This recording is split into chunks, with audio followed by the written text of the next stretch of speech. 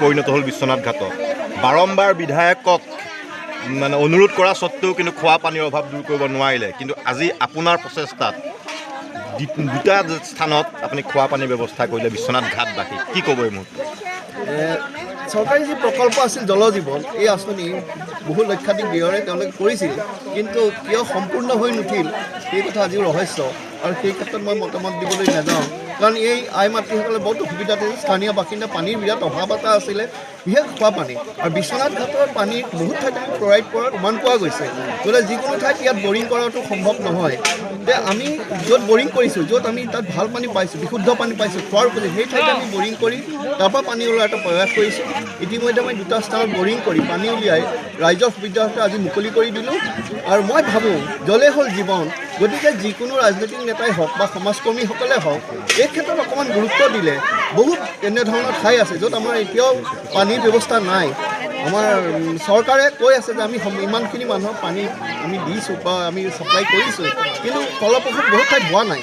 গতিকে স্থানীয়ভাৱে যাৰ যি ধৰণৰ ব্যৱস্থা আছে সেই ব্যৱস্থাৰে যদি আমি ৰাইজক আমি দুখীয়া শ্ৰেণীৰ ৰাইজক যদি পানী এনেধৰণে ব্যৱস্থা কৰিব পাৰোঁ, তেতিয়া ই এটা সামাজিক ক্ষেত্ৰত এটা ভাল দিশ বুলি মই ভাবোঁ। আৰু আমি এটাই ভাবিছোঁ যে আমি এটা ভাল ইতিবাচক কাম কৰিছোঁ, আশীৰ্বাদ পাম। আৰু আজি আপুনি দেখিছে আই মাতৃসকল কেনেধৰণে ইয়াত আকুলতাৰে লৈছে এই ব্যৱস্থাটো। কাৰণ মানুহক আপুনি টকা দি বা কিবা দি লাভ নাই, য'ত জল নাথাকে, জলে মানুহৰ জীৱন, ইমান কষ্ট কৰি এওঁলোকে বহুত দূৰৰ পৰা জল আনে। গতিকে আজি মই ভাবিছোঁ যে এই দুটা কাম কৰি মই নিজেই অনুভৱ কৰিছোঁ, গৌৰৱান্বিত হৈছোঁ যে ৰাইজে বহুতখিনি সকাহ পাব। এতিয়া দুটা আৰু 4-5টা আমাৰ কৰা, য'ত আমাৰ বৰিং কৰাৰ ব্যৱস্থা থাকিব, য'ত ভাল পানী পাম তেনে ঠাইত আমি এই বৰিং ব্যৱস্থা কৰি দিম। যেতিয়ালৈকে চৰকাৰীভাৱে কষ্ট হয় বৰিং কৰা, ইয়াত কষ্ট হয় কাৰণ পাথৰ পোৱা যায়, ফ্ল'ৰাইড পোৱা যায়। যেতিয়ালৈকে চৰকাৰীভাৱে ভাল ধৰণে বিতৰণ নহয় তেতিয়ালৈকে আমি আৰু কেইবাটা ঠাইতো কৰি পেলাই ইয়াৰ ৰাইজৰ অকণমান হ'লেও সকাহ দিয়াৰ এটা চেষ্টা চলাওঁ। সামাজিকভাৱে দায়বদ্ধ ব্যক্তিয়ে কৰিলে জল জীৱন মিছন আঁচনি ইয়াত ফট হ'ল, কি ক'ব এই মুহূৰ্তত?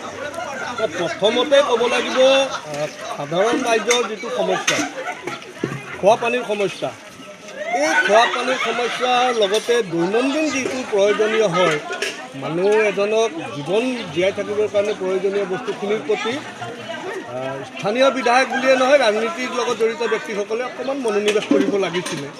কিন্তু আজি আমি দেখিছোঁ বিশ্বনাথ সমষ্টিৰ যদি আমি 15টা সমস্যা এটা পৃষ্ঠাত যদি আমি সন্নিৱিষ্ট কৰি ৰাখোঁ, তেতিয়াহ'লে তাৰ মাজতে 1 নম্বৰ সমস্যাটোৱে আছে আমাৰ বিশ্বনাথ ঘাটবাসী ৰাইজৰ খোৱা পানীৰ সমস্যা।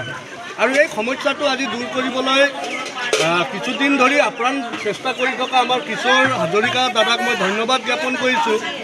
তেওঁ কোনো ৰাজনৈতিক ব্যক্তি নহয়, অৰ্থাৎ মোৰ ক'বলগীয়া কথাটো এনেকুৱা যে স্থানীয় বিধায়কজনে কৰিবলগীয়া কামটো আজি সামাজিক জীৱনৰ লগত জড়িত ব্যক্তিত্বসকলে কৰিবলগীয়া হোৱাটো, ইয়াৰ পৰা মই উপলব্ধি কৰিব পাৰোঁ বা সমাজে উপলব্ধি কৰিব পাৰে যে বিধায়কজন সমাজৰ লগত কিমান জড়িত, সমাজ ব্যৱস্থাৰ লগত সমাজৰ একেবাৰে ক্ষুদ্ৰ ক্ষুদ্ৰ সমস্যাসমূহৰ লগত তেওঁ কিমান জড়িত, ইয়াৰ পৰা আমি উপলব্ধি কৰিব পাৰোঁ।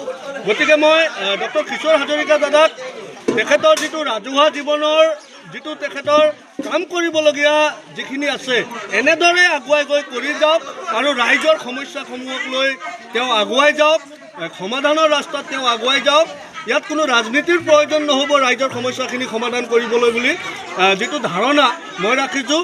আৰু কিশোৰ দাৰ মই উত্তৰ প্ৰগতি ভগৱানৰ ওচৰত মই কামনা কৰিছোঁ।